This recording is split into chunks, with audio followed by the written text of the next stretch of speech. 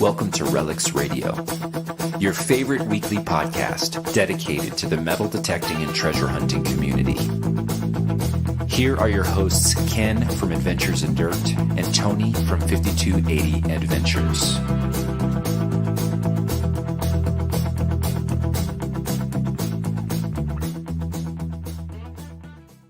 Hey everyone, DK here from Adventuresindirt. Welcome to a Wednesday night. Boy, I'm not going to say Thursday ever again. I probably will. But welcome to another Relics Radio. Good to see everyone rolling in the chat. And if it's your first time here, howdy, good to see you. Make sure you check out the audio portion over on Spreaker.com of Relics Radio. And for those of you that are listening over there, come on over and check out the video sometime. We'd love to see you here. Introducing my co-host, you guys know him as...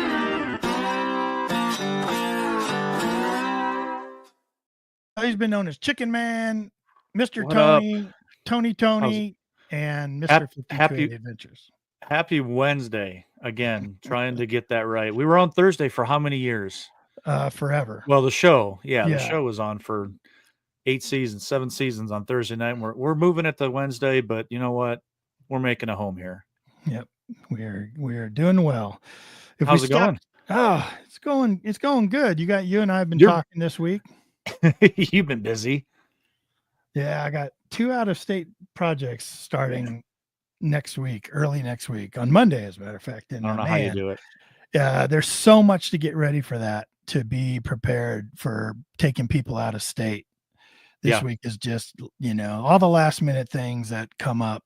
You've been planning it for months and months and months, and now it's finally coming to it. It's like, oh man, I forgot this, I forgot that. Oh, I got to think about this and that. Man, crazy, busy. Yeah. Good. How about you? Keep you honest.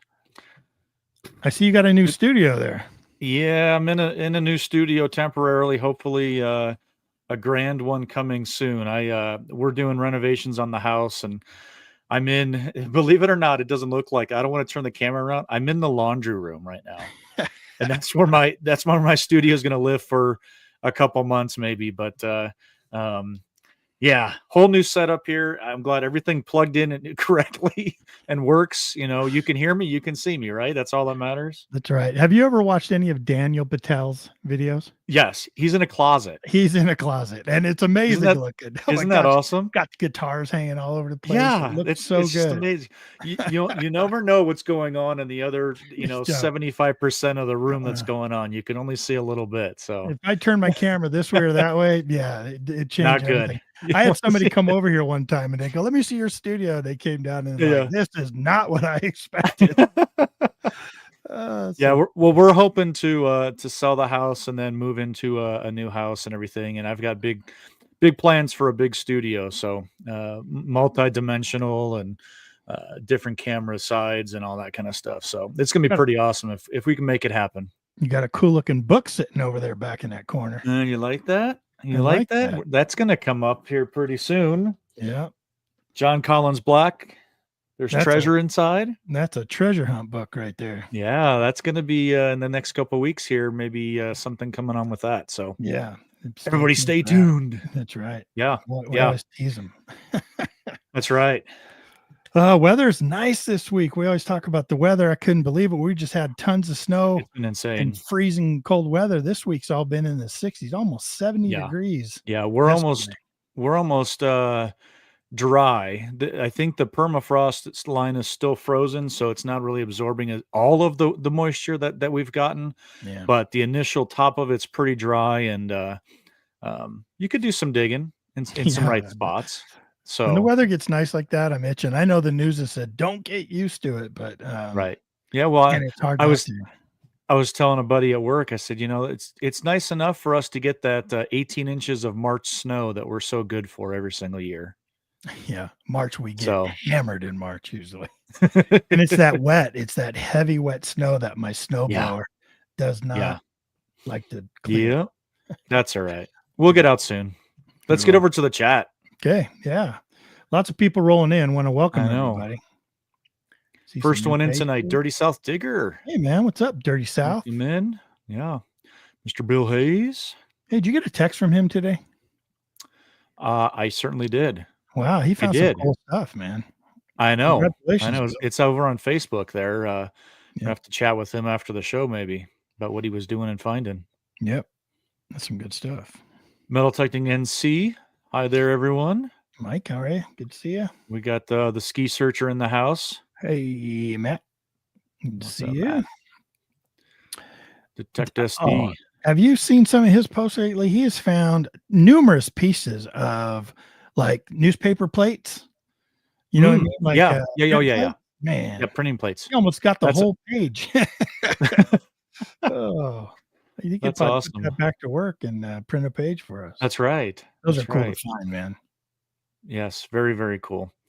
Then Blue Diggers, Nick joining us tonight. Hello, Nick. Good to see you. We'll go a couple more here. Yeah. Robert Thompson, howdy from Nebraska. Hello, Robert Thompson. Good to see you. We got that ill digger guy. Tim, how are you? Clad Warrior. Check this out. Clad Warrior. I like it. Nice. Clad Warrior. That's good. I like that name. Yeah. Aren't we all? Aren't we all? That's right. That's right. Let's, you know what, before we get it's Clad. right. Before we get to our guest, let's talk about Rush to the Rockies real quick. Okay. Go ahead. Rush to the Rockies is May 30th, 31st, and June 1st. That's a 3-day, Friday, Saturday, and Sunday. It's happening this year in Kiowa, Colorado. Boy, if you've ever been to a Rush to the Rockies, you know how it goes. Very well organized, very well put on. We have got a lot of things going on. We've got, man, we are close to making some announcements that I just can't make yet, but man, I sure hope like maybe by next maybe 2 shows, I'll be making some cool announcements on that show. But if you want to come on out, see Tony and I come out in beautiful Colorado, you know, it's a seeded hunt. We put all the money, even more than all the money into the ground. Everyone says, well, how can you say that, Ken? Well, we have club funds that we put together to help run the hunt. And we're always buying extra stuff and putting it into the ground. So it's a lot of fun. But beyond that, we have all kinds of Tony and I are both on the committee. And we are just every week or two, we're having meetings and our agenda is like this big. And we just go over every single thing. 2-hour meetings. Yeah, it's excellent. It's good stuff. It's gonna be good this year. Different location, but definitely a nice change. We're gonna be a little bit flatter ground, but still high elevation. Beautiful view of Pikes Peak where we're gonna be at. Lots of really cool hunts, lots of silver, lots of good prizes, lots of good sponsors, and that's what we'll be announcing here pretty soon too. Yeah, we have some homemade stuff that's really cool, some homemade artifacts that are made out of silver, and we've got a lot of silver in every hunt, but a lot of the hunts have themes to them, so there's extra stuff for themes. Lots of prizes for token winners. If you've never been to a seeded hunt before, we plant tokens along with the silver and other items that we're sort of burying, and you find a token, you get a prize. And boy, we got kids hunt on Sunday. We got free kids hunt, which is always really cool to see. I think last time we had a hunt, right? Like a 2-year-old won a metal detector or something. Yeah, it was awesome. Detector. It was awesome. It was great. Great event. Yeah. Yep. Make sure you I threw the links in the chat there. They'll also be in the show notes, the description, and all that kind of stuff. So check out the website. Come on out and join us. We'll be here May 30th to June 1st. So what are we calling it this year? Rockies. This one's called Rendezvous 2025. That's right. Rush to the Rockies Rendezvous 2025. So awesome. Come on out and rendezvous with us. That's right. You don't have any of those stickers within reach, do you? No. Yeah, I've got some clean laundry I need to fold right over there. Oh, let's bring our guest in, man. All right. Well, I want to welcome Mr. Bob Lee to Relics Radio. Bob, how's it going, buddy? It is going fabulous, guys, and thank you so much for having me on. Listen, I'm delighted to be here, but you kind of scared me a little bit when you started talking about that permafrost. Listen, I got to explain something to you. I'm a native Floridian, so anything less than 70 degrees is cold to me. All right, so so you're not joining us to Rush to the Rockies. I can't even relate to that. So. 70 degrees, man. That's nice. Yeah, Horrible. that is nice. Wow. Yeah, I feel so bad for you, Bob. Jeez. Well, you know, the summers here can be beastly, but I mean, right now, oh man, the weather's been just fabulous. Like 40 degrees, 40% humidity, and low in the mid 50s, high in the mid 70s. So. Whereabouts in Florida are you? North or south? So I'm in Northeast Florida. And to make it easy for your listeners, I'm about an hour and a half south of Jacksonville, or about 45 minutes inland from St. Augustine, and about a mile from the St. Johns River. Oh my goodness. St. Augustine, that's a hot spot, right? Right. Yeah, that's what the original. Is that the that's original? The oldest town, dates to the 1600s. Yeah. And let me tell you what, you talk about rules. You don't even want to think about sticking a spade in the ground. They will put you under the jail. I mean, the rules, you can't believe strict until you've read them. It is, I think it's, if you dig more than 3 inches, you got to have a permit. I mean, it's crazy, you know? Wow. But sounds like Boulder, Colorado. Yeah. Anyway, I went to Jacksonville one time and then went west. Okay. And I was in the middle of this thick jungle. And the bugs were about that big, and I had just bugs crawling all over me. I was just sitting there trying to be quiet. I was doing like a meditation type thing, and oh my gosh, they were crawling in the cracks of my eyes and my mouth. And it was real practice to keep my calmness. I think you have a gap in your story. Why were you meditating in the woods in Florida with the bugs? I mean, is this? I was a martial artist back then, and my teacher thought it'd be fun to bring us all out there and spend like a retreat. I have a little background in that too. Long time ago. There you go. Man. Yeah. So I felt like I was in the jungle. It was pretty crazy. So so St. Johns River, man, that's got to be pretty exciting. So the St. Johns, because I doubt there's many of your listeners that are familiar with it unless they've been here. The St. Johns is the largest river in Florida, totally enclosed within Florida. It's 310 miles long, and it flows from south to north, and which is a little different. Most rivers go north to south, and in its lower sections, it can very much resemble in width the Mississippi. Oh, wow. Although the water would not be as muddy as I guess the Mississippi might be. It's more of a dark tannin, translucent kind of color. And so over the complete 310 miles, the elevation drop, it descends 30 feet, just to give you an idea. So it's a very slow flowing river. Mm-hmm. Mm-hmm. And where I'm at, there's actually a tidal influence. So it'll come up and down. There's an incoming and an outgoing tide. And so it'll vary foot and a half. Interesting. And I'm 60. I'm about 75 miles upstream from Jacksonville. Do they ever find shark's teeth in that river? Now, yeah. So in regards to that, I have one YouTube where I go out with a couple of fossil hunters in their boat. They're divers, and they've been doing this for 40 years. And it's Tony and Mike, and so you get to see I film them going down, and I film them coming back up, and there's an assortment of fossils they've come up with. Shark's teeth would be one of them, and they old manatee bones. There's just a variety of stuff they had that particular day, and I think it's about a 15-minute vid. And then I've got a couple of TikToks I've done with them too.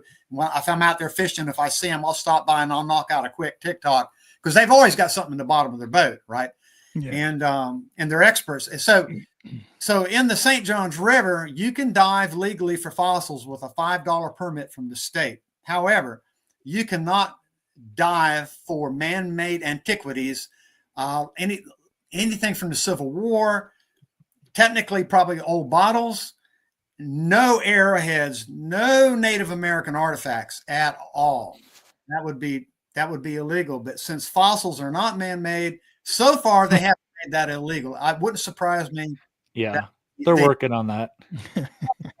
Tried to make that illegal as well. Wow. Boy. But so far, so good.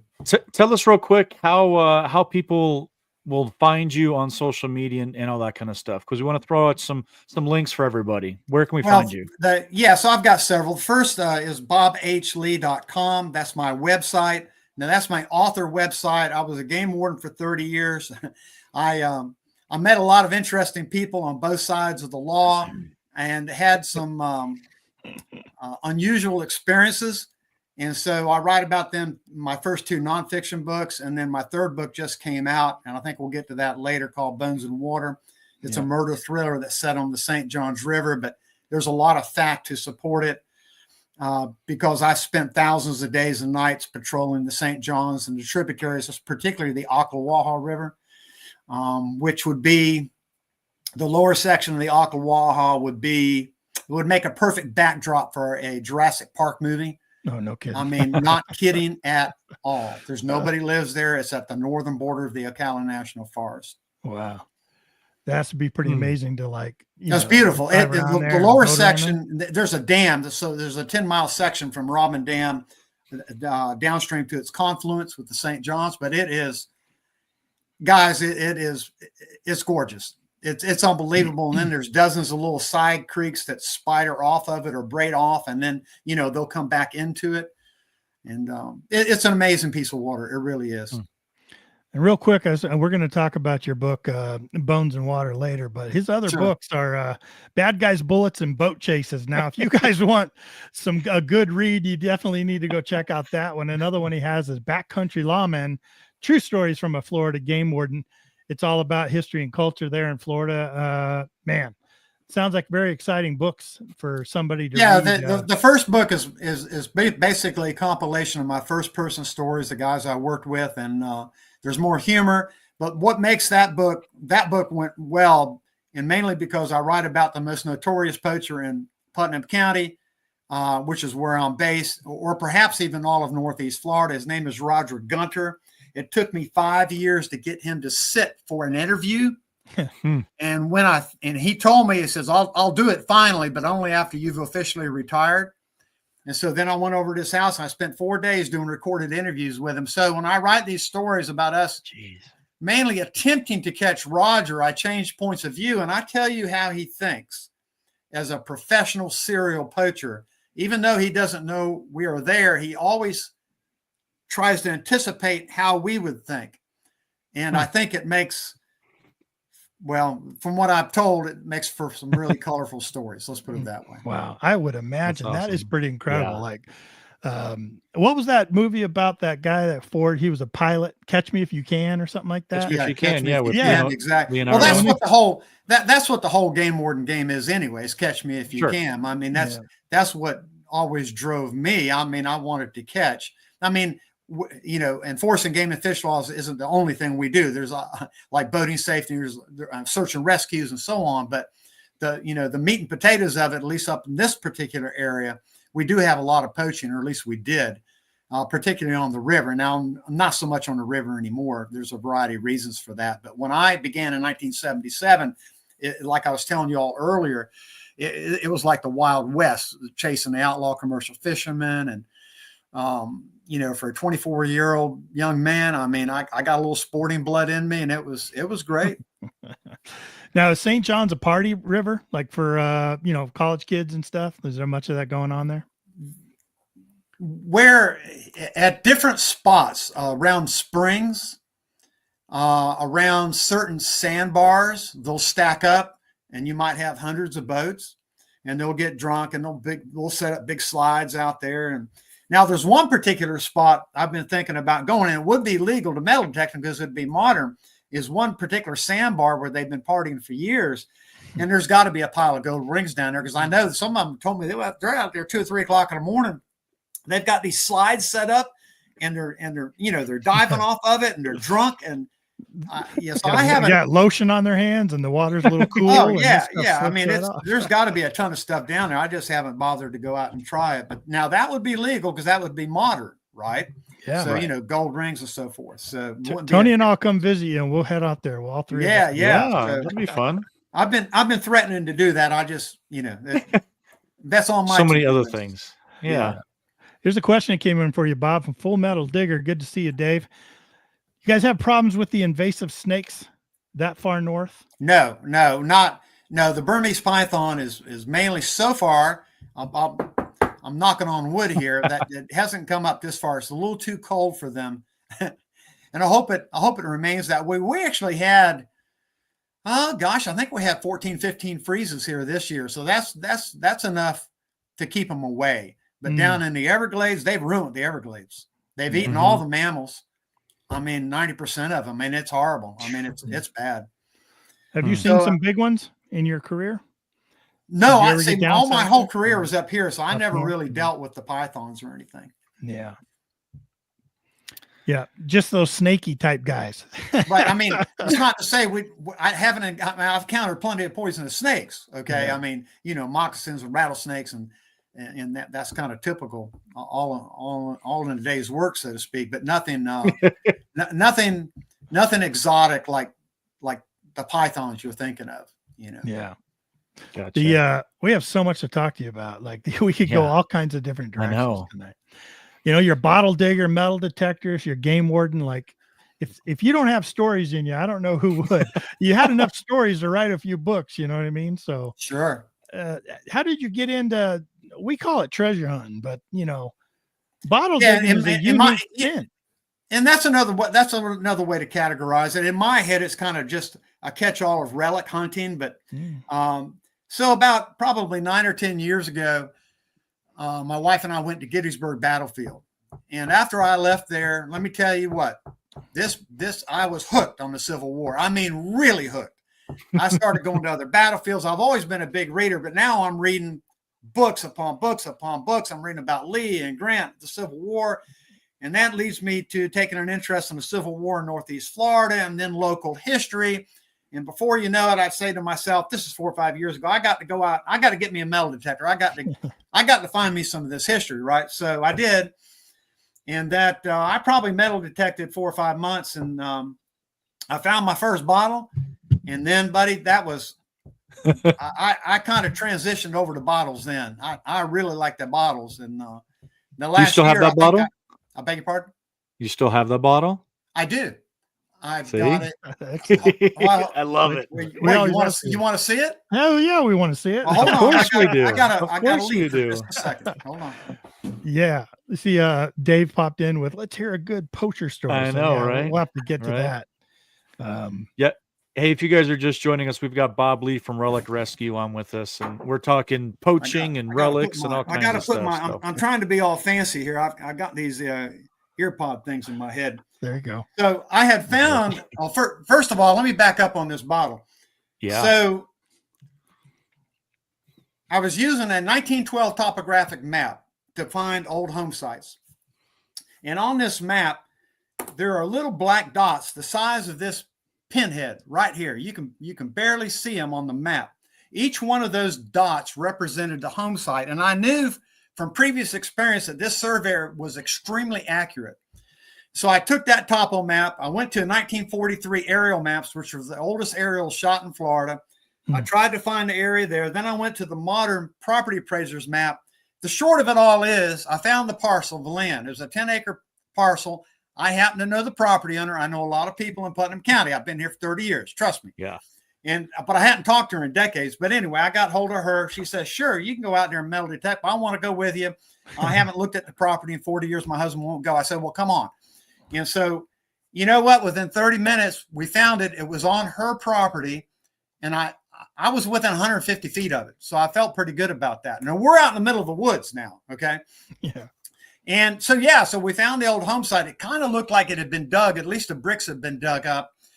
And I really didn't find a whole lot there, but I came back later without her, and I got a hit with my metal detector, just a metal hit. This is very soft, sugary sand, the best digging you can get. Super soft. It's not packed. I mean, nobody's run over it in decades. And I start digging. I come up with these rusty cans, right? Food cans. It's only like 2 foot down. And I thought to myself, I've heard this is where they can find a bottle. And sure enough, a bottle fell out of the sidewall right into my hand. And I look at it, and this is it right here. And it's a patent med. And I know it's kind of hard to see. And it is lettered. It says Ackerman and Jackson, Palaca, Florida. And so I took a photo of it. It's in perfect condition. So I took a photo. And I sent it to the local historian who I knew. He came back and he said, that bottle's 1878 to 1901. I said, boom, that was it, buddy. I was done. Yep. I went full bore on bottles after that. And I don't know. And now don't get me wrong. I still metal detect some, but I don't know. You just have to come up with so much junk. I mean, you take brass, for instance. I mean, I dig all brass. I mean, because what happens if it's a brass Civil War belt buckle? I mean, you never know. I've never found one, but this is what I got in my head, right?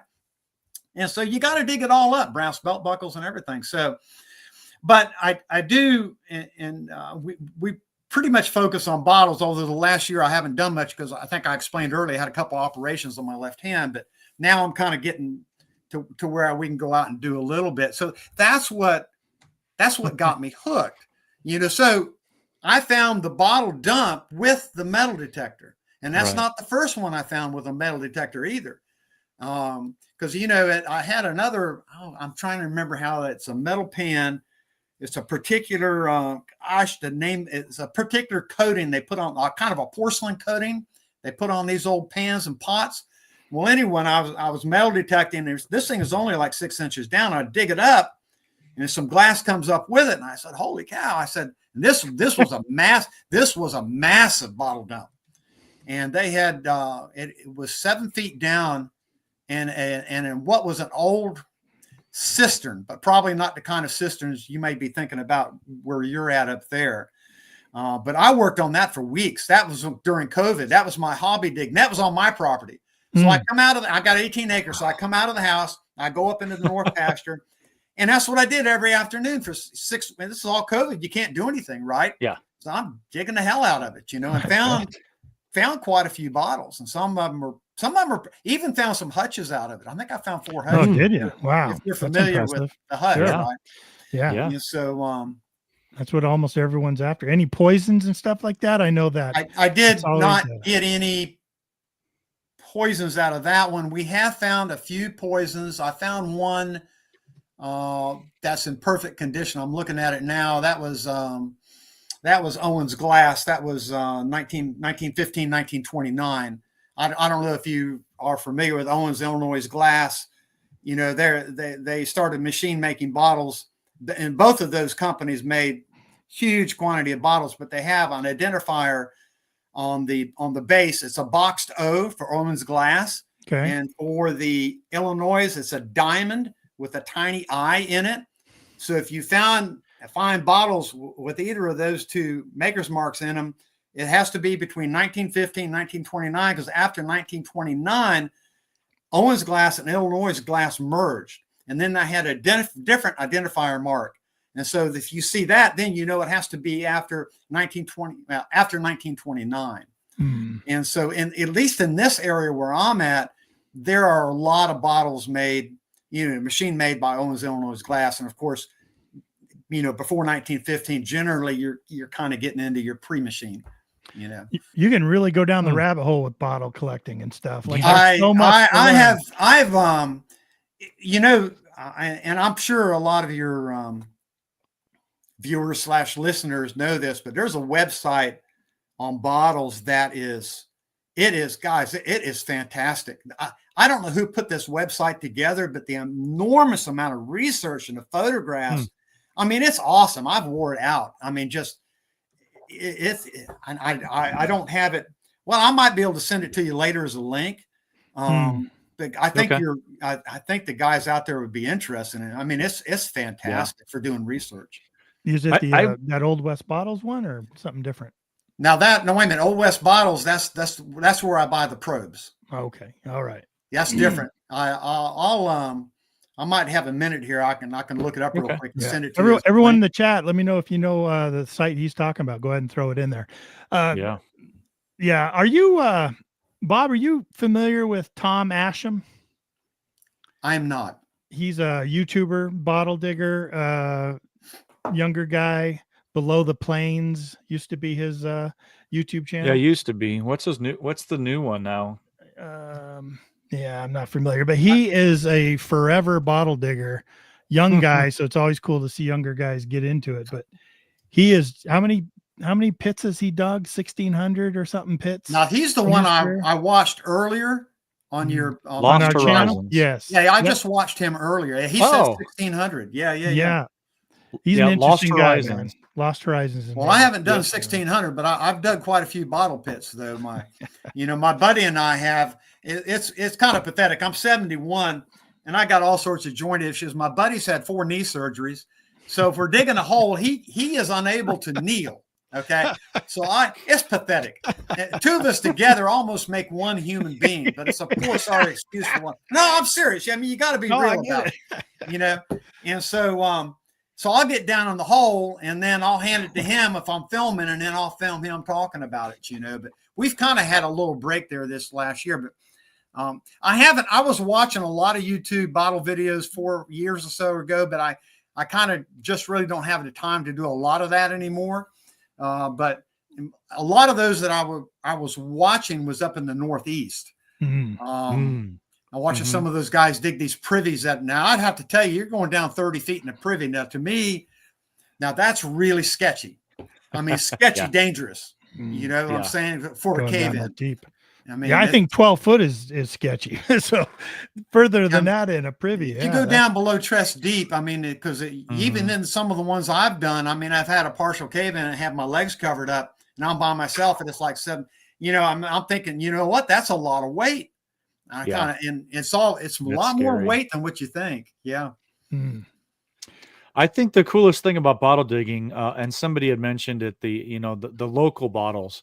I think that's what kind of has a draw, I guess, is you're digging a very specific bottle to your area and to your spot location that I'm not going to find in Colorado. And you have such a good history and the rabbit hole that you can go down for your area. Correct. And Colorado's different. North Dakota's different. Boston is, I think it's just so incredible that, yes, we're finding the same type of bottle, but it's made by this company with this embossing for this product, for this pharmacist. I mean, it becomes such a unique item that I think that's one of the draws of bottle digging. Now, Ken and I have done some bottle digging out here. We would love to do more because just talking with the guests that come on that bottle dig, the passion and I'll be honest with you, the knowledge of bottles, it just blows us away how people can know so much about a specific bottle.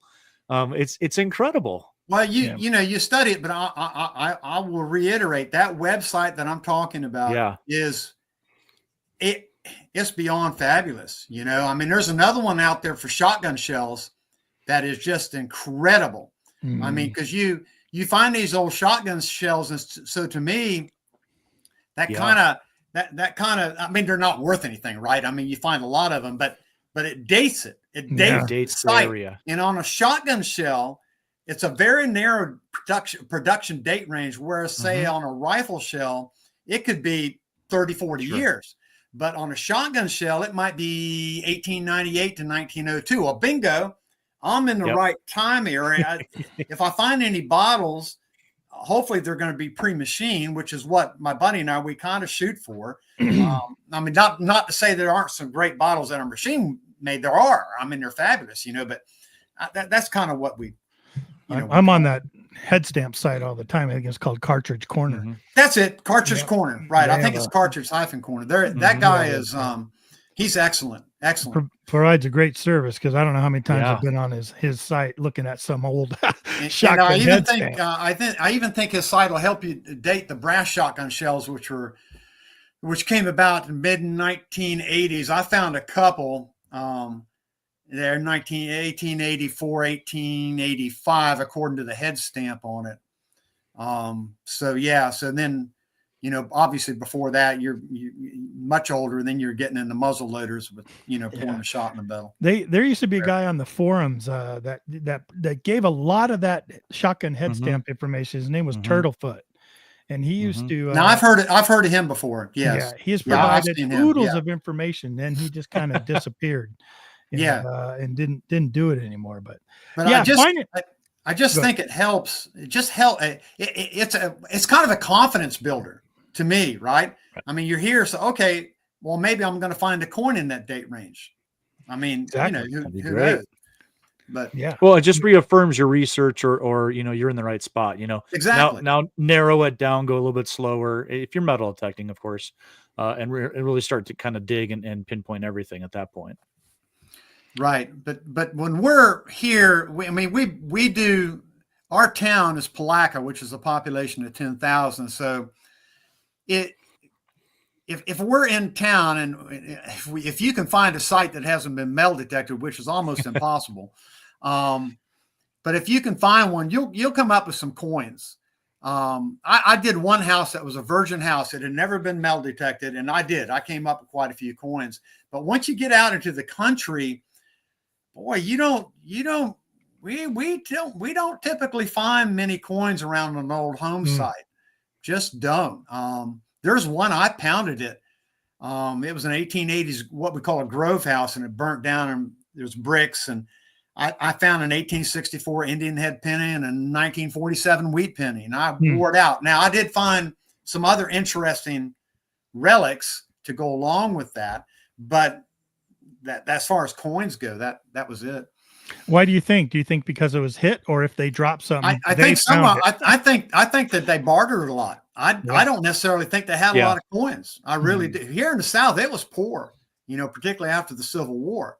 I mean, it was rough going. And that's what I'm kind of thinking. And the people in town, a lot of the homes we're doing in town, they were more prosperous. They were more wealthy. Right. They were shop owners. And we know the history. We know the history of all these different families. And so once we get permission, if you can get permission, Yeah. Right. And you need to know somebody that knows somebody that knows somebody. Well, my buddy, I kind of looked into him. He happens to live in the North Historic District of Palaca. There's a South Historic and a North Historic District. The older homes, well, now some of them were pre-Civil War, but most of them 1870s, 1880s, 1890s. Well, he goes out and he walks his dogs every evening, and he's talking to people, shaking hands every evening. And so, and of course, I still know a lot of people in town, and between the two of us, we've hit a lot of the old homes there. And one of them in particular was the Loeb Hilburn house. And this thing was a gold mine. I must have 4 or 5 YouTubes on that one. And we actually did one YouTube just of a tour of the house. The owner gave us permission to do that. But anyway, the owner of the house happened to be a guy who had just come out and painted the house my wife and I own. He was our painter. And so when I ran into him, oh yeah, Bob, you can come out and dig in my backyard. It's already been metal detected 3 or 4 times, but you can dig. It hadn't been dug. Now, we didn't get much metal detecting, just a couple of coins. But boy, oh boy, we got in that back. There's a carriage house behind the main house. The carriage house is still there, guys. Wow. And there was a huge pit right behind the carriage house. And then every few feet, there's another dump, and there's another dump, and there's another dump. We worked that thing on for a year. We dug our butts off, and it was pretty good. It treated us real good.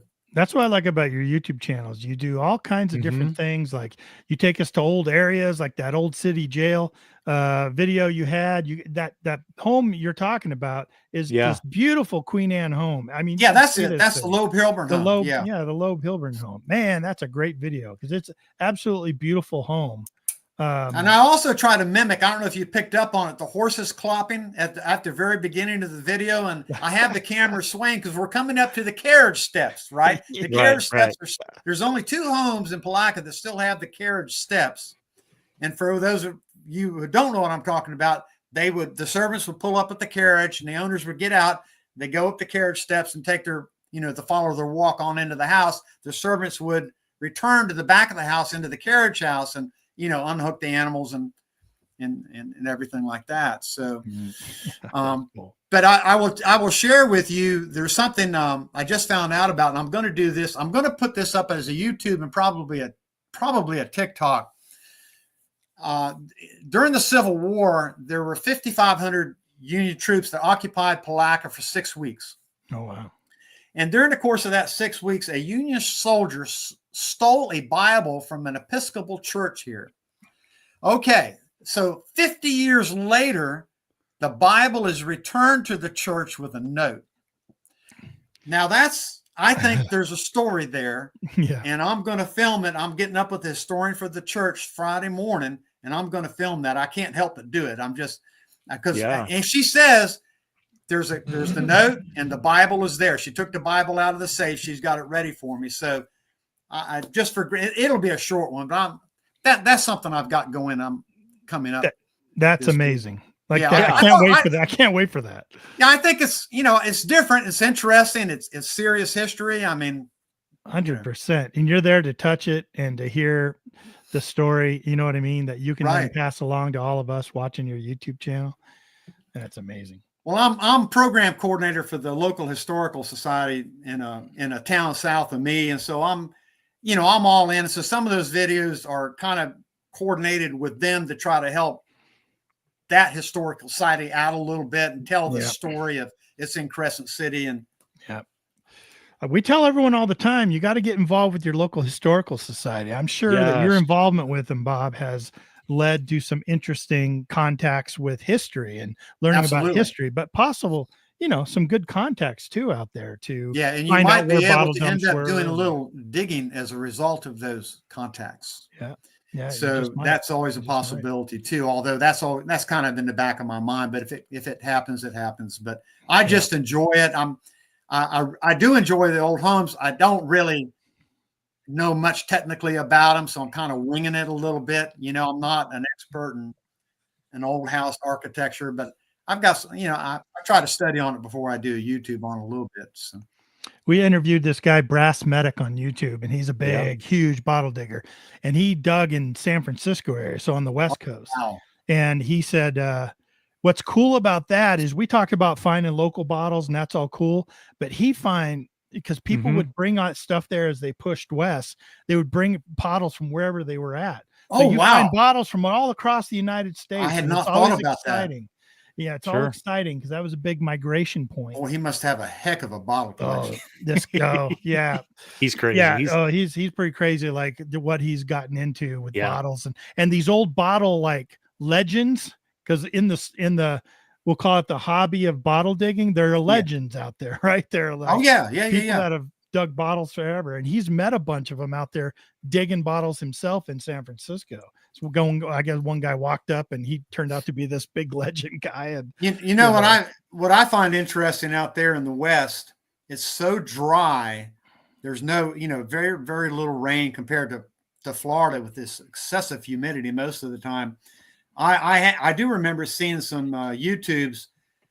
They get these bottles. They've been laying out there. I mean, the labels are still on them, guys. The labels are still on them. They're baked. Yeah. I mean, here in Florida, my buddy and I have only dug one site where we came up with some 9 olive oils from Bordeaux, France, that still had the label. Wow. And they, as soon as you put it in the air, it starts flaking. But there's some things you can do to keep that from happening. So one of them is, I had to do some research, was to take some plastic wrap, get it up around the bottle, take a rubber band and wrap it around the neck. You can clean the inside, then take it off, kind of knock the dirt off as best you can, or brush it off that label and spray it. There's a little glue you can buy at Walmart for hobby glue. It comes in a spray, and I use painter's tape around it. You got to do this real quick and spray it. It works pretty darn good. And then after you spray it with the glue, you take the painter's tape away. Now you very carefully clean as best you can the exterior of the bottle, right? Sure. So you usually clean your bottles, Bob? As best I can. Well? Some of them do you use? Yeah, some of them the glass is bad, is not good glass. And so, I mean, obviously, you put it, a lot of the professionals put them in tumblers with copper shavings, and they'll tumble the bottle. And I don't have a tumbler. I just do the best I can. And some of them turn out really nice, and some of them don't. But like the bottle I just showed you, now it is kind of, the glass is right here. It's kind of got a little bit of a haze on it. That's in the glass. You're not going to get that out on the inside, I don't think. But for the most part, though, it's in really good shape. So, like I said, some of them clean up well, and some of them, like if you have an old ale like black glass, it doesn't really matter because you can't see through the glass anyway. So that kind of relieves you from that stress of having to think you've got to clean it. I know some people use muriatic acid treatment and all kinds of different stuff to try to clean their bottles. I've tried different things, but I've tried just about everything. But I mean, it's either going to get clean or it's not. Of course, I got brushes, and there's one particular brush I bought that worked out really good. I should have had it with me. I don't, but it's got a curve to it, and I guess the brush. I got to do it right. It's about that wide, right? But when you put it in there, you can get up against the sides of the interior of the bottle really easy with it. And I like it. It's only it was like $11, like a nylon brush or something like that. Yeah. But it had a curve to it. No, that's really pretty cool. That is cool. We had some comments coming in. Let me see. What do we say here? Snap and Scavenge said, I just started digging bottles about 6 months ago, and he's completely hooked. Do we know where he's at? Yeah, let us know. Snap. I don't know. Look, but his icon right there is little. He's got bottles. He's got bottles. He's got hutches, baby. He's the real deal. Look at that. Very cool. He's doing pretty well already in 6 months. He's doing really well. Yeah. Because the hutches, all bottle collectors want a hutch. You go back to the local. The bottles that I'm looking at hutches now, but they're made in Palaca, and I don't have any true Cokes. These were carbonated waters, but it's got the logo and a slug plate on the side, the same Palaca Bottle Works, and I think down toward the base it does say Coca-Cola Bottling Company, but they weren't filled. The contents weren't Coke. Okay. Although the first Cokes were bottled in a hutch, I think from, I don't have it with me. I'm guessing now it's 1898, 1902. Then it went to the straight side. And then 1915, you went to the hobble skirt for your Coke that everybody's so familiar with, right? It's so interesting. Gosh, all that stuff. I love the history, how it changes. And like something like mason jars or ball jars, based on the curl or the bee and things like that, you can date it, very specifically. I think it's absolutely amazing how we can figure that stuff out. And that's on the ball. Yeah. On the mason jars, you are absolutely correct. You can date it by the script. You can do the same thing with Clorox bottles too, if I'm not mistaken. I'm not too big into, I found a lot of Clorox bottles, but I mean, they're big. Some of them are big and they just take up. I've only got limited space for my bottles, right? So you gotta have a break point somewhere. But I know some people do collect them. So yeah. Dave Full Metal Digger said, for some reason he's fascinated with the ginger beer bottles. They're tan ceramic bottle with many different embossings. Oh yeah, a ginger beer that's tan ceramic. Okay, it's gonna be almost like the what are those called? You mean like a crock? Is he talking about a crock beer? That's what I was thinking. Yeah, the crock beers. Yeah. Hold on, I'll be right back. Uh-oh. You're ready, gonna go grab his collection of 4 of them. I know. Full Metal Digger, but hang on, buddy. Here we go. Don't break them, Bob. Heard you crash in the background there. Don't be breaking them. Had a lamp fall over there, but that's okay, guys. All right. Let me get my ears back in. Don't drop those bottles, man. Yeah. We don't care about the lamp. You save the bottle, right? Look at that. Oh, yeah. Is that what he's talking about? Dave, let us know. Is that what you're talking about? Yeah. So we call it kind of a crock beer. Now, I did not find this. My buddy gave it to me. He comes from New York, and when he was a child, he and his mother used to go through historic homes before they demolished them. And they came up with all sorts of crocks. Yeah. And so this is from his collection that he gave to me. So although I have seen one just like this that was found along Crescent Lake, which is not too far from me. Is that embossed, Bob, or is it smooth? No, there is no lettering on it at all. So it's just the 2 different. Wow. Look at the shades of condition. color. That's It's amazing. in perfect condition. And I think we're talking 1850s, maybe. I mean, I'm not sure, but Yeah. Jeez. When you're digging bottles, like when you find an embossed bottle, is that like, oh yeah, like is that the highlight Yes. of a dig? Yes, it's because really you reach down there in that hole and you start touching that bottle and you're digging in it and you're feeling it and you're going under roots and you can feel that lettering with your thumb, and that's like a portal in time. You're touching history there, right? Yeah. Because nobody's touched that bottle since I was first thrown in there, and so it's just cool. And then you pull it out and you look at it, and Chris is the guy I dig with, and so between the two of us, we're debating, and I'm pulling out my phone and I'm Googling this son of a gun, and I'm trying to figure out, if we don't know the history of the bottle, exactly what it is, right? So I bet that's it's just cool. as fun as finding it. Yeah. The research part. I bet it's cool when you don't immediately recognize a bottle. You know what I mean? Yes. Well, I'm gonna share something. I'm gonna do a little takeoff or jump off from that other guy that I was listening to, Tom, I think was it, and the one who dug 1,600 pits. Yeah, Tom Asham, yeah. Yeah, and so he was talking about getting kicked off a piece of property. So Chris and we get permission to dig a home site that was probably 1900s plus or minus.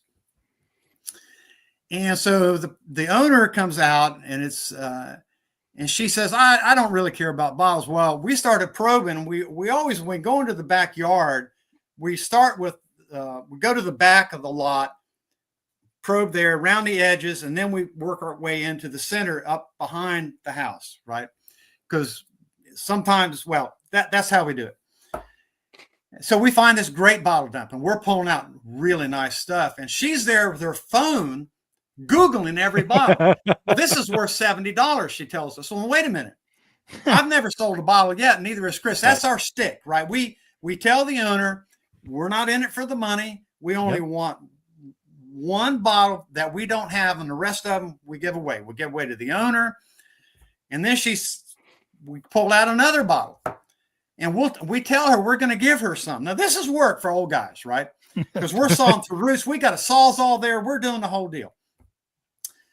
And so, and we were giving some bottles. And then the second day we're there and we're in the more bottle dumps. And one of the things we found we hadn't ever found before was this one right here. And so this is a snuff. This is a snuff bottle. It still has the closure mechanism. No kidding. And I know it's very hard to see. Oh, wow. But it's double patent dates on the glass lid, right? A patent date for the closure mechanism, a patent date for the bottle. We found 5 of these. I think 2 of them were complete. It's the only place. Now, this is a lot of snuff that went in that bottle, right? I can't imagine somebody using that much, but it's a lot. But that's an example of one of the bottles we pulled out, and we pull some nice sodas out, because typically, I don't know why, but we don't find a lot of soda bottles. On the third day we go there, and she says, you need to stop digging. Oh, because she thought we were making a mint off of her property, because she keeps Googling. Right. It was crazy. And when at the time she told us to stop, we were in the middle of the backyard, and I just hit a bottle with the tip of my probe. I just touched it. It's only like 8 inches down. She says, you need to stop. We'll take over. I'm having my sister come in. Anyway, listen, we don't get excited about it. That's human nature. And you just go on, and I saw her the other day in the supermarket, and I talked nice to her, and it was fine. And there's no sense getting excited about it. There's always another dump. And so after you guys left, we didn't find nothing. I doubt that she ever dug it. I really did. Right. So, right. Yeah. A lot of people would just rather know that it's there on their property than necessarily it be dug out or somebody else find it. She was very into that we were stealing things from her. Sure. Yeah. And because we met, as you all have, all sorts of personality types. When you walk up there and you start talking to them, and I just, I've talked to so many people. I was in law enforcement, so I just kind of improvise, and we kind of, you go up there, I try to get a read on them, and on the metal detecting, we'll show you what we find. But on these bottles now, no. That's a little bit of work. We tell them, by this time, we've got a lot of the bottles that can be found in Palaca. So we're looking for the unusual one. We'll tell them we want to keep that. We find one we have already found, it's yours. And so a good example of that is a very nice lady. We dug a carriage house that was some distance away, interestingly, from the main house, which was 1870s. And there were a lot of good bottle dumps in the backyard. And she'd come out and check on us. And every day we'd give her some bottles. And so finally we gave her, and you have the photograph of one of these. It's that citrine colored bottle I sent you. It's a Saxliner spring water. And when you put it up to the sun, it's gorgeous. It has a citrine color to it. 1890s from Budapest, Hungary. And so we cleaned the bottles for her too before we give her to her. And so I went up to her door one day and I said, "Here, this is what we got. We want to give it to you." And I gave her the history in the bottle. And she looked at me.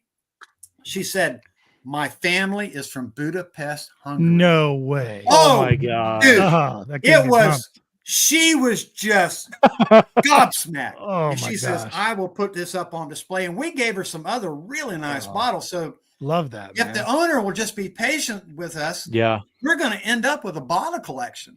But I mean, you're digging, and this is work. I mean, the metal detecting, that's a lot easier. But the bottle digging, that's what I don't get that, Bob. How do you convince a landowner to let you dig a privy? We asked Tom the same thing. Like, how do you go about doing that? Like, detecting your yard where we're going to put little. We go up there and you kind of soft pedal. We're into history and some of the stuff. My buddy's on the historical board in Palaca, and so when you tell somebody that, it kind of makes him like he's an historian and he's going to protect things. And I'm program coordinator for my historical society.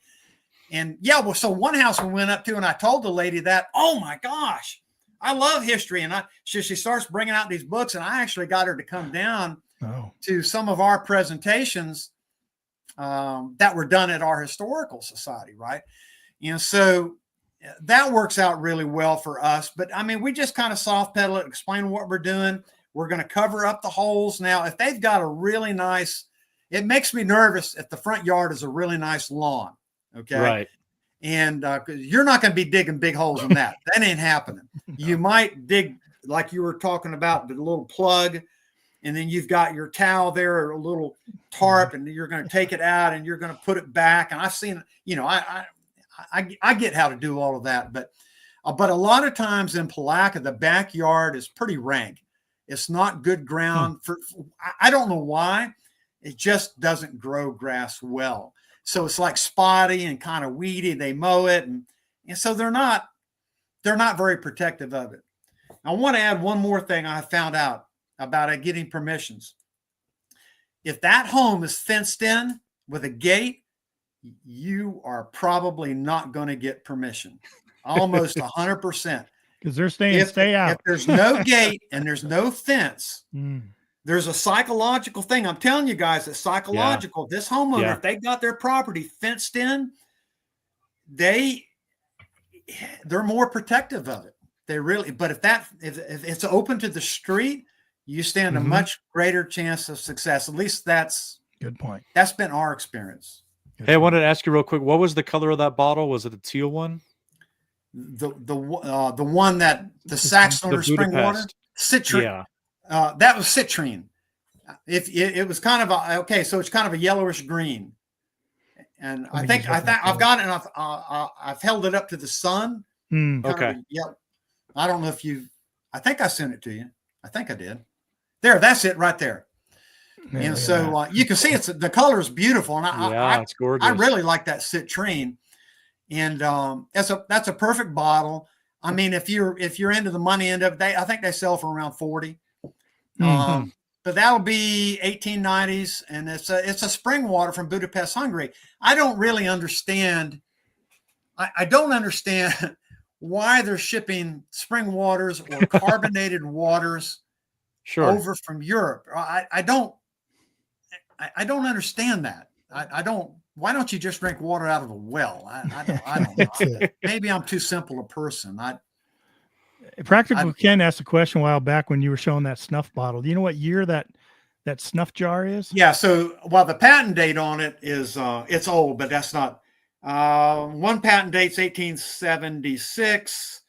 The other patent date's 1872. I think it's around 1890s on that particular bottle. I think somebody in the chat said it may have been from a store or a merchant. So they had it filled with snuff and then they would, you know what I mean? They would. Oh, I see what you mean. They wouldn't sell the whole bottle. Yeah. Well, that's interesting. I had not thought about that. Yeah. Because you found numerous ones. We found 2 complete, 3 that were broken. It's the only place that we found that. And we're talking about, I'm sorry, I'm going to take my ears off. I'm going to turn them back around and try not to knock over the lamp again. Tony, your new studio looks like that sticker. You got a big sticker on your wall. It says Relics Radio. I didn't have to go far for this one. Now, I sent you guys a photo of a young girl on her belly digging in a pit. Mm-hmm. Can you put that one up? You got that, Tony? Tony has those. I didn't transfer that one. Give me a second. That's okay. You can tell the story. Matter. It doesn't matter. All right. So here's a torpedo. Wow. Yeah. Look at that thing. Okay. So some of them are lettered. Now, I know some of them are lettered. I don't possess any that are lettered, but I do know they come lettered or slick. Now, this is a carbonated water from London, England. This particular hole that we were digging with that young girl, that was her. She goes to my wife's church, and so this is her Christmas present. We dug the church grounds, which is pre-Civil War, and I had found this pit. It was pure bottles. 80% of them are whole, and we got some incredible. We found 6 of these intact. Carbonated waters, London, England. Now, there it is, right there. So you can see one of the carbonated waters about right to the right of that hand, right there. Yeah, up higher. Yeah, right there behind the hutch. Oh, there you go. That's not a hutch. That's a patent med. That's a beautiful. Okay, right. So, and that's a beautiful patent med. I wish I had a closer up photograph of it from Lowell, Massachusetts. It's perfect condition, nicely embossed. She's got some black glass there. There's one bottle that might be pottled. I think it's that black glass there. Now, some of your viewers might know more. I think that's been polished in either fire polished or maybe polished in a turn mold. I can't quite remember. She's got some champagnes. Gosh, just a whole beautiful iridescent up there too. That iridescent. Yeah, this one cool. Up here. Yeah. I had another picture of her with all the bottles, but I can't show her face, guys. So because she was 12 at the time, I don't want to go there. She was in there. That's not a very big pit, Bob. No. So so this thing's about 1.5 feet wide and went down about 3 feet.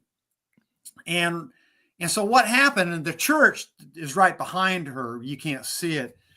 I went in there a few days before to save time.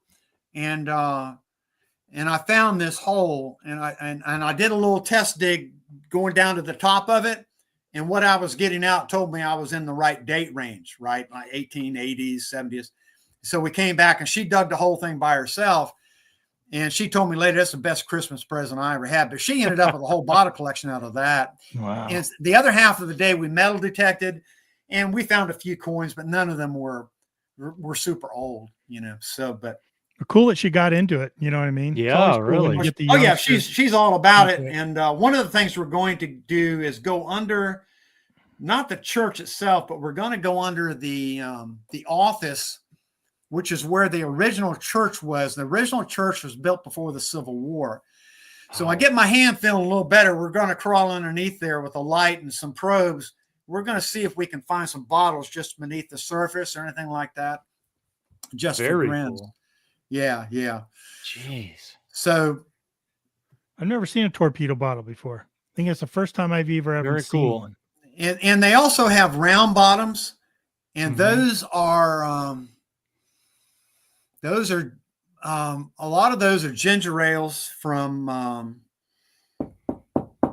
Dublin, I think. Yeah.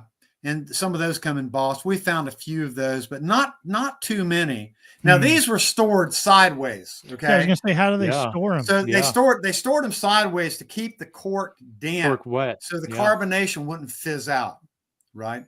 And so and you can see the lip is really, really crude. You can see how uneven it is and everything. I mean, it's just, yeah.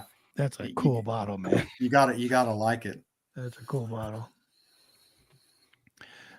I have a contractor of mine that he found some bottles one time. I told the story a couple of times, and I showed an interest in it. So now every time he goes on a new job site, he's sending me pictures. Ken, is this worth anything? You know, most people that are lay people, right, that aren't in the hobby, that's usually all they want to know about, right? It's how much is that worth? Yeah, they want to know how much it's worth. And unfortunately, you know, if you flip it over and look at the base, well, you know, it's machine made and it's kind of modern. And yeah. So while we're at it, and before we forget it, I have to show you my most favorite bottle. Is that okay? Yeah, absolutely. Yeah. Would love to see it. Here it is, guys. This is the bomb right here. What is that? That's the one I was asking about. Yes. It's a panel. This like one. Now, okay, so this is a cathedral. Gosh. All right, this is a cathedral pickle. Now check it out. Now, for those who know what are familiar, it's an iron panel. When I cleaned it, and I shouldn't have cleaned the iron came off when I hit it with a solution of 50% Clorox, 50% water. But this was all rusty here. So you can see the panel mark, which means generally you're talking Civil War or older, because after the end of the Civil War, they went to a different method that didn't require a punty rod, which makes the panel mark, or this divot in the bottle. And there's different kinds of panel marks, right? So this was it's called a cathedral. This is and if you look at the lip, it is perfect. There's not a flea bite in it, nothing. So when I found this bottle, I found it on the home site of a Civil War veteran on the bank of the St. Johns. It had a big storm come through and a piece of it was sticking out. And so this is the only bottle I've ever put up on the antique bottle forum. Never been there before. Now the photographs I had were there. There you go. That's it right there. You can see it looks a lot better there. I did leave some dirt on the inside just to show that it was a dug bottle. I could get all that dirt out. And I put it up there, and these are the pros. These are the guys that go to the big auction houses in New York to bid on bottles. And there was one guy that had been collecting cathedral pickles since 1975. He wanted to buy it from me immediately. And another guy told me that if I put it at one of the big auction houses, it would fetch at least $2,000. And it's because the mold is very rare.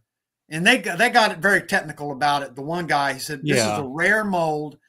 And so it's called a cathedral pickle, but that doesn't mean it had pickles.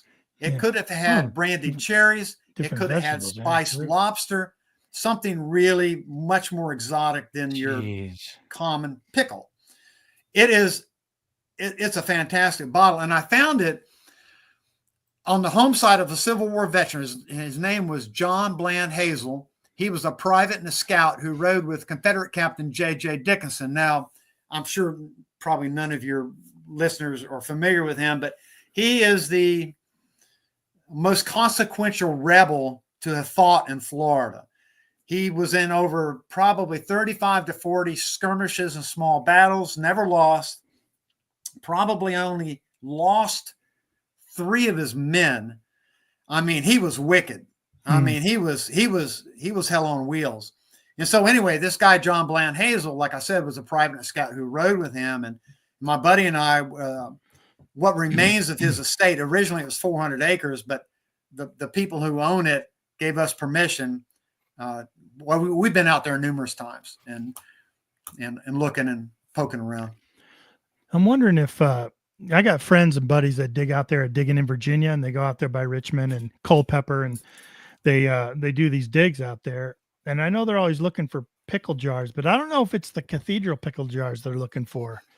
Would Now they have those out during like winter camps and stuff, or are they just too big? This is a pretty exotic bottle. I think that John Bland Hazel actually has some money. He, after the Civil War, they built a large frames 2-story house in 1870, and it was there until 1980 when it burnt down in a fire. I can't help but think he was a cattleman. I can't one way or the other. I think he has some money, and I think you had steamers or paddle wheelers came up here and they offloaded, and I don't know. I don't know, but that's a one-off. I've never found anything like it. I've never even found a broken so beautiful. One. Yeah. And I think they come in different shades, right? They come in different shades. I think some of them are more shades, blue and different types of green. There is a museum. I've got the photograph somewhere where when they display their cathedral pickles, it's one bottle at a time, set off by itself with a light underneath it. There is an amber cathedral pickle that sold at auction, an amber one in New York, and it fetched $41,500. Oh my gosh, Holy for a cow. bottle. Now, but that was amber, which I gather probably rare. Is a much rarer color. And now I don't know what kind of mold that was either, but I'm just sharing that just for grins.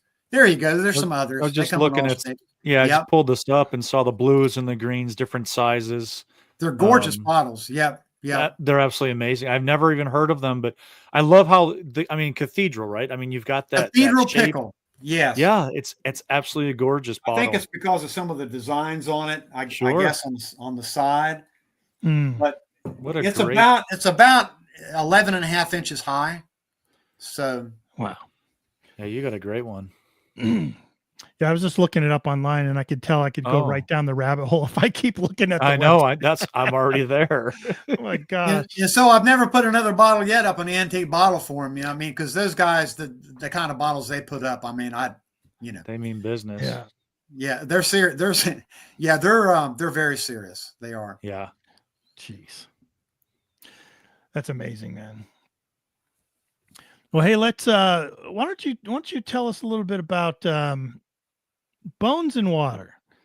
Sure. So we've talked a lot about bottle digging, and tell us a little bit about Bones in Water. First, what is it? Because if people are joining us late, they don't know. Sure. So I'm an author. My first two books were Backcountry Lawman and Bad Guys, Bulls, and Boat Chases. They are nonfiction, and my first book is a compilation of my stories as a former game warden.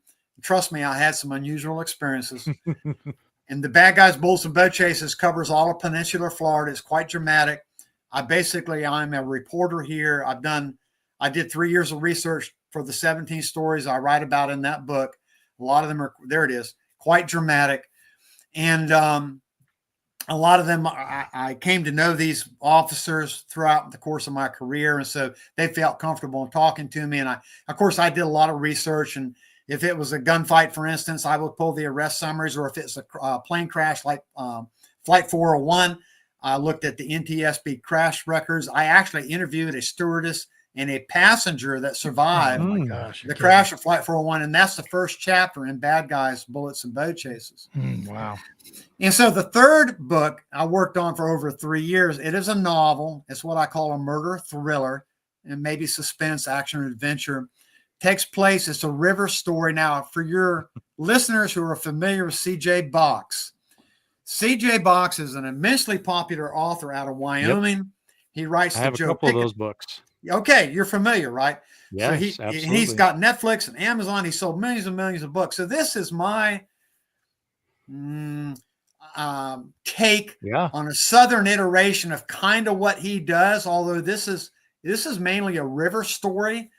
And I wanted to make it that way because it makes it different.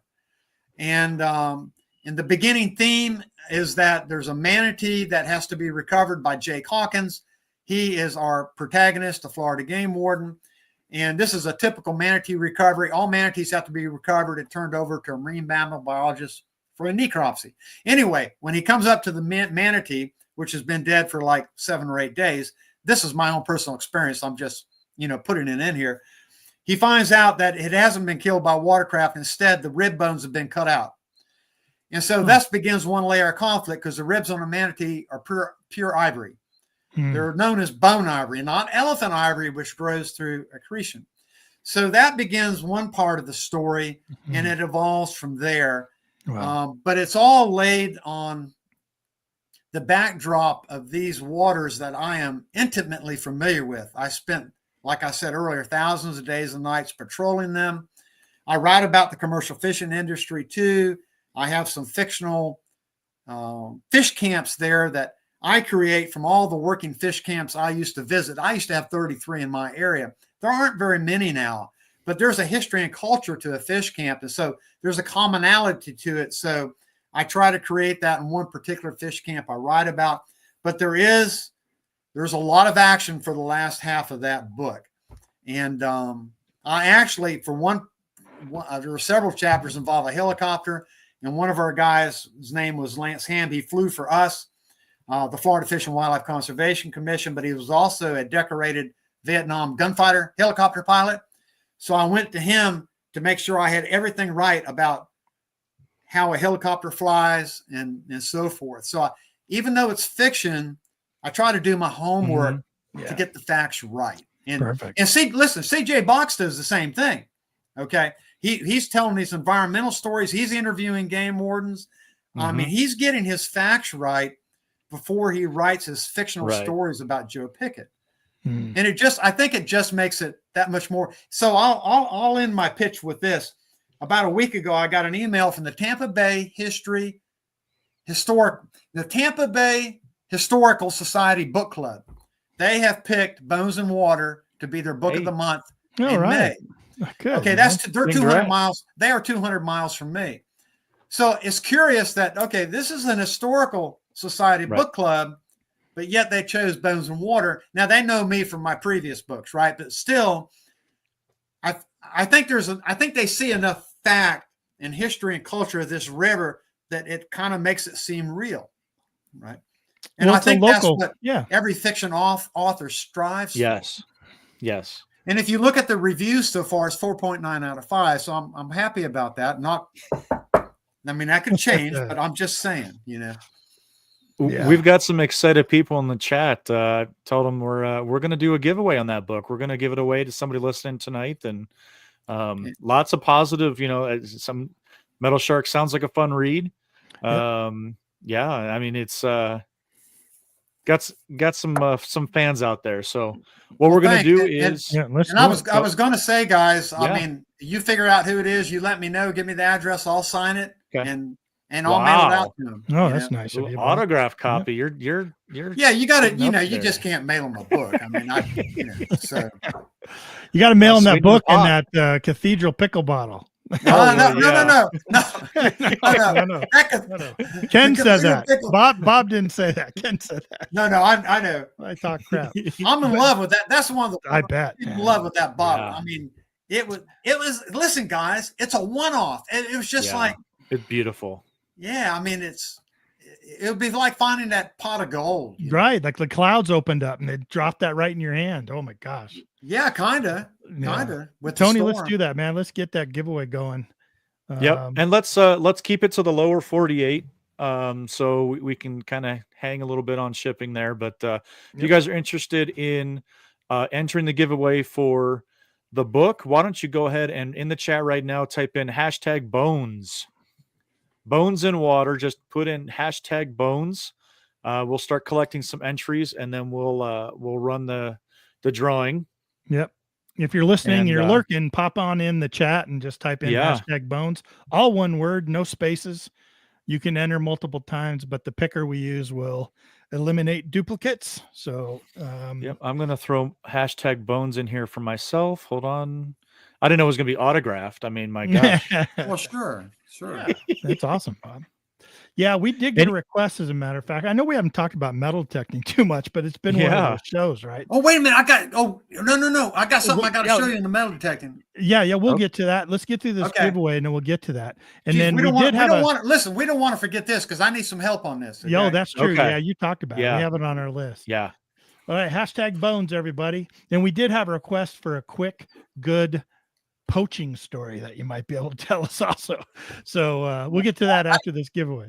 I don't know if there's any quick good. I've got a lot of poaching stories, but I don't think I can put it into a soundbite. But I'm going to tell you this. Okay. In the 3rd chapter of my book, I write about what was a defining moment in my career as a river patrol officer. So it's midnight in the Ocklawaha River, which would make the perfect backdrop for a Tarzan or a Jurassic Park movie. There's nobody there. Nobody lives on it.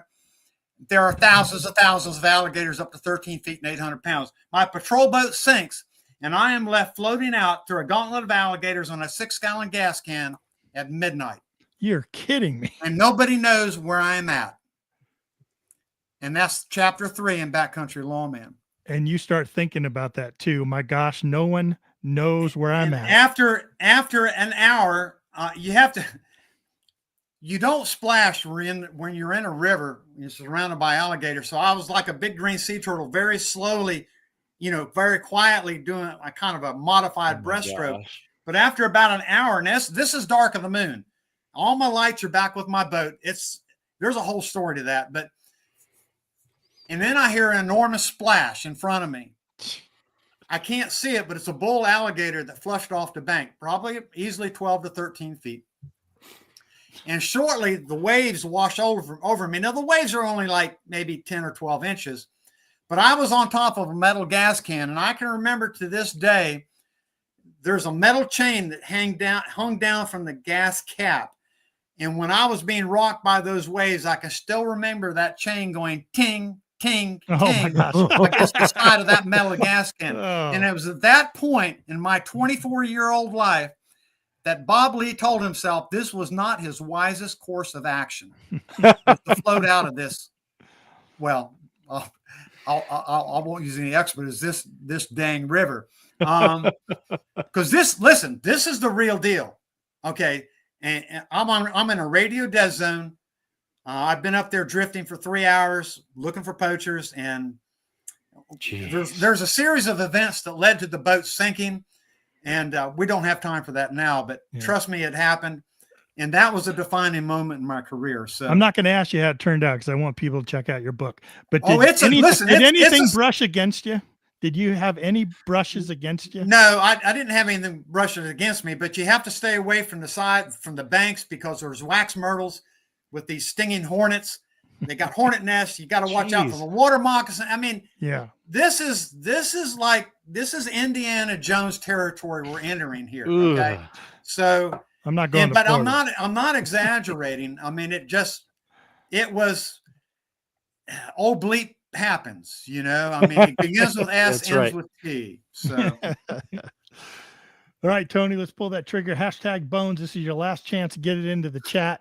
Looks like everyone has had a good run at it right there. Yep. We have 14 entries. That's hoping to get some more, good. But all right, here we go. Let's draw this for an autographed copy of Bones in Water from Bob Lee. Let's go. All right, here we go. It's rolling. Good luck, everyone.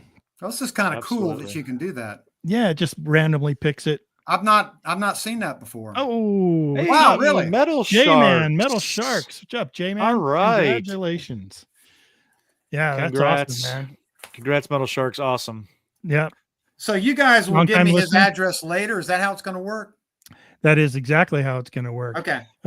J-Man, get a hold of me at dk@adventuresindirt.com and send me your contact info. I might already have it, but go ahead and send it just in case I don't.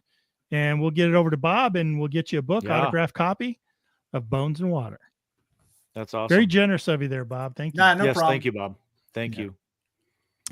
That's a great story. Oh my God. Let's go. We're getting right to the metal detector right now. Okay, you ready? How long you been metal detecting? About as long as you've been bottle digging? Yeah, well, I started I metal detected 6 months before I got into the bottle, so we'll say 4 years. I really haven't been at this long. About, I guess 4, maybe 4 years, a little bit more. Here we go. Yeah. All right, so this is one of your most interesting finds. Let's put them up there. Yeah, so I'm trying to get, and I've got a light here. Let me see if I can. Oh, so all right. Iron. Okay. So I'm gonna tell you what I found out so far, and I want to know if anybody else has seen something like this. I'm gonna bring it back. This is 2/3 of a cast iron plaque of Robert E. Lee. The entire plaque, it's broken off here. So it would have kind of come like this and down and around. Yeah. And there would have been a hole right here to put a nail through so it would hang on a wall. I've only seen one of these went for sale back around 2016, 2015. It was kind of painted. It's supposed to be from around, this is post-Civil War, from around 1900. And I suspect it was sold as a souvenir at a battlefield site somewhere, or a store, a merch store. But I'm curious to know if anybody else has ever seen the plaque, found a plaque like it, or if they, if they know any more about it, because there's really not a whole lot of information except that it was poured in it was cast in what they call a sand mold. But yeah, sure.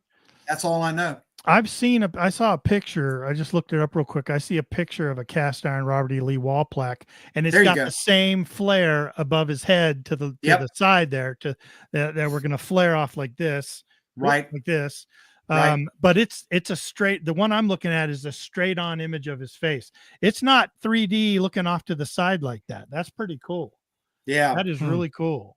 It's probably the same plaque. You just can't get the three-dimensional effect on it. But I can tell you that I went back and I metal detected that area. Now, this old cabin site was in an old peanut field, so it had been plowed hundreds of times, right? And undoubtedly the plow or the harrow had hit it probably. And I could not find any more pieces of it. But now it was completely coated in rust when I found it, and I de-rusted it and went through the whole process. And so anyway, I don't know. I just think that's kind of. Anybody out there in the chat ever find anything like that? I know we've had people find stuff of Robert E. Lee, adornments and different things, because people adored him. You know what I mean? Like they really did absolutely love that man. And so they would have different things with his face and his likeness on it. And I hear about it all the time, but that is such a cool, man. When that came up, you had to go, what is this?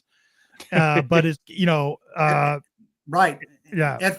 And my first thought was it was so rusted, I thought it might be Stonewall Jackson. Oh. But then when I looked at it more and more, and I thought, nah, they're going to do it over General. And then I started cleaning it. There it is right there. That's it. There you go.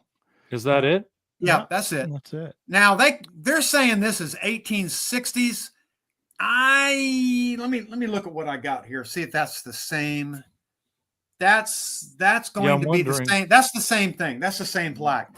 Yeah. My other research told me that it was more from the 1900s. I would love for it to be from the 1860s. Yeah. But I suspect that it's post-Civil War, and it was sold as a souvenir on one of the battlefields. That's my guess. But I just was curious if anybody had any hard information on it, So I don't know if you have anybody from Virginia watching or. Usually we do. We got some good friends in Virginia for sure. Matt Howell, if you're watching this later, if you know anything about this, get a hold of me. We'll pass that along to Bob. Hey, that'd be great. I appreciate that. So, hey, Bob, I found this one. This was another one. This was there you go. And this says circa 1900. Yeah, I think that's about right. Yeah. So, and it's from an estate collection from Richmond, Virginia, but that's cool. I had not seen that one before. Just some additional information just from initial searching. Good. Yeah, interesting. Cool. Yeah, and it also tells you automatically what the sympathies were of the people who lived in that cabin. And for all you know, for all I know, it might have been a Civil War veteran that lived there. Sure. Because we're talking the cabin. I date this cabin from early 1890s to 1925, and I think it burnt after that, from what I can tell. Wow. We were digging in England one time, Tony and I, and Tony found this head about that big. It was like this head, this face.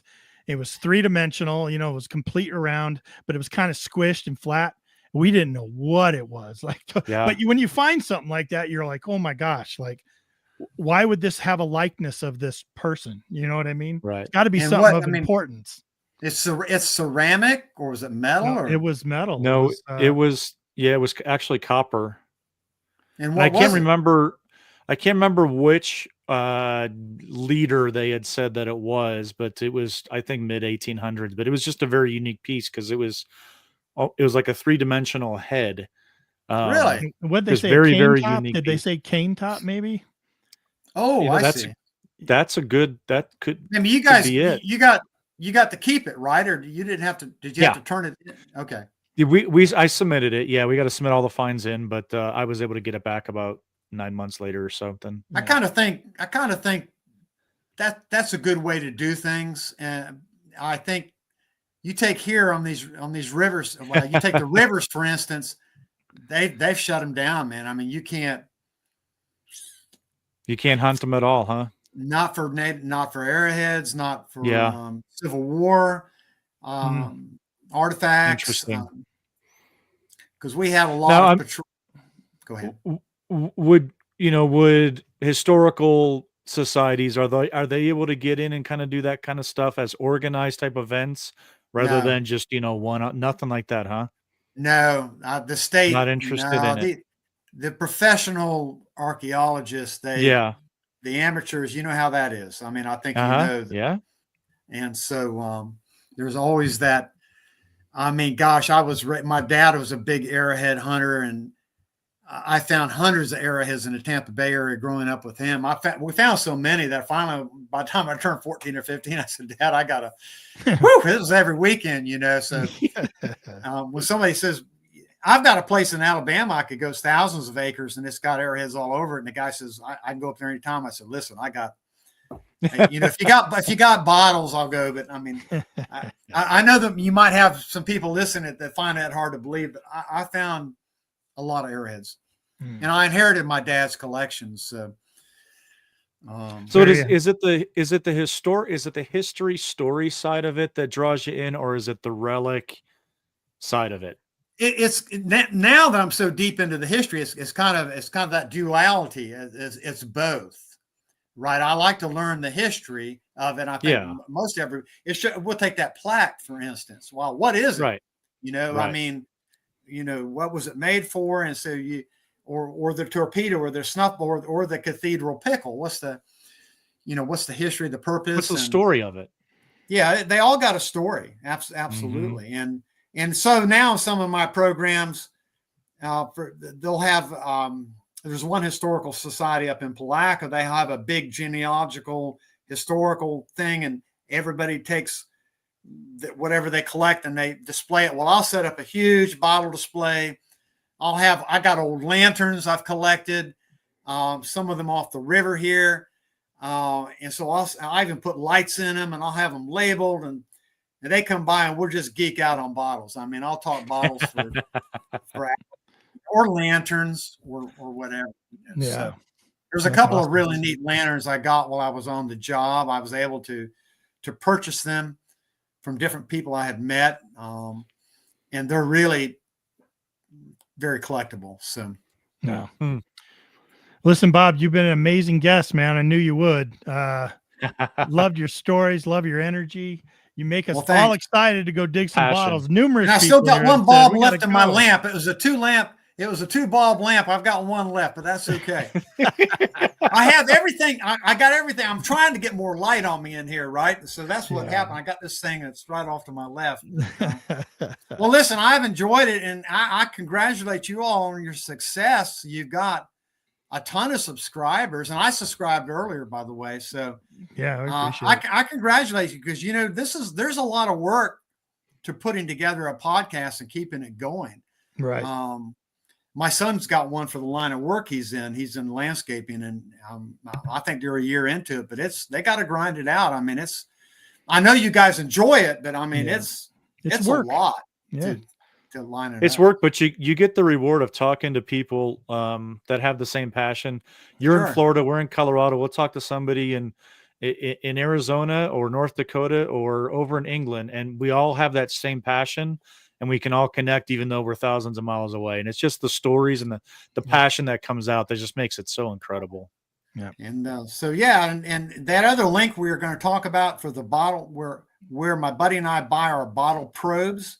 Yeah. Those old West bottles. I think you're going to have that link for platform. And I imagine a lot of your listeners they're aware of them, but they make a really good product. So yeah, we're always been asked, like, where can you get a good bottle probe? Yeah. So it's good to have that link. And for those of you who listen on the audio replay, we'll put the link down in the description of the podcast. So, and also with all of Bob's links to his website, to his, where you can find his various books, we'll put all those links down below. So if you want to support him and you've enjoyed the show, make sure you head on over there and check out Bob Lee. Thanks. Very interesting guy, man, to talk to, Bob. We really enjoyed it.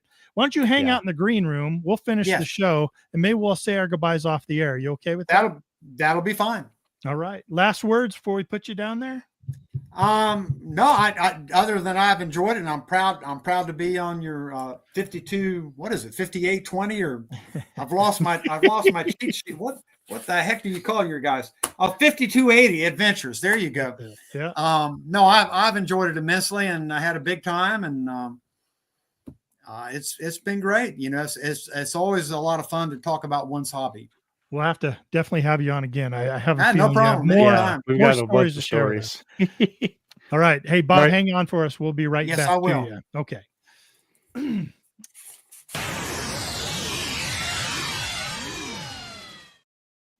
Wow. Quite a show. Incredible. Having the connection, obviously law enforcement, you know, we Bob and I could talk stories. I'm sure. I know that. But then having the connection with bottles and metal detecting and history, and you know, I was watching his Relic Rescue USA YouTube channel, and I think we touched on it. It's not only just metal detecting, bottle digging, but the historical, the homes that he does tours of, the stories that he tells. I mean, he takes you on the adventures of the books that he's written. He says, "Hey, this is chapter 1. It takes place on this side of St. John's River, right here on this spot right here." And he really draws you in. And I tell you, I have Amazon pulled up right now. I've got all 3 books in my cart. I'm going to be buying all 3 of them. Because you know, he brings up the game warden side of it, you know, the law enforcement, the excitement, all of that kind of. I can't wait to read them. It's going to be incredible. What a guy, man! We can talk about the game warden aspect all night. That'd be a whole show. Maybe a couple shows. Be a blast. He's got a lot to share there, and we talked a lot tonight about bottles, and that always fascinates me. We've had a few bottle diggers on here, but it's always fascinating to see how each person approaches it. But they all share that passion where they're like, the same passion. For him to hold up that, that Cardinal bottle was like, oh my gosh, look at that cathedral. I pulled it up real quick. Again, I learned something about it. I've never heard of that, but I pulled it up, and all of a sudden now I've got knowledge. I've got, I'm looking at different colors, and now I'm going to go down that rabbit hole because he found that. So we do it all the time, right? I found that cap from the 1876, expedition in Philly. And I never knew about that ever until I found that stupid cap, and now I've learned how many people were there, what that cap was, who made it, what other kinds of things. Like first time we saw bananas was at that expo, we didn't even have bananas in the United States until then, and all kinds of stuff. So love it. Yeah, absolutely. Yep. Want to say congrats to Metal Sharks for winning the book. Yeah. And Bob will autograph that, get it sent over to you. We appreciate the support and having Bob on tonight too. Yeah. Make sure you reach out to me there, J-Man, and DK at adventuresindirt.com. We'll get that right out to you. Excellent, man. Good show. Awesome show. Good show. Awesome show. Yep. All right. What do you got going on? Anything? No, I'm slacking on Are You Smarter Than a Relic Hunter? Just because we're doing all this renovation in the house and it's taking up weekends like crazy. So I'm going to get back to it for sure. I've planned for 2 shows, so I have 2 shows worth of questions. I just haven't put the pen to paper and got online with it yet. So we'll come back here in a couple weeks probably, and want you guys to join me Sunday nights on 5280 Adventures for Are You Smarter Than a Relic Hunter? And see if you guys can beat, the questions. So that's about all I got, man. Okay. Excellent. Yeah. Well, let's get down to Bob, and everyone take care. Have yourself a great week.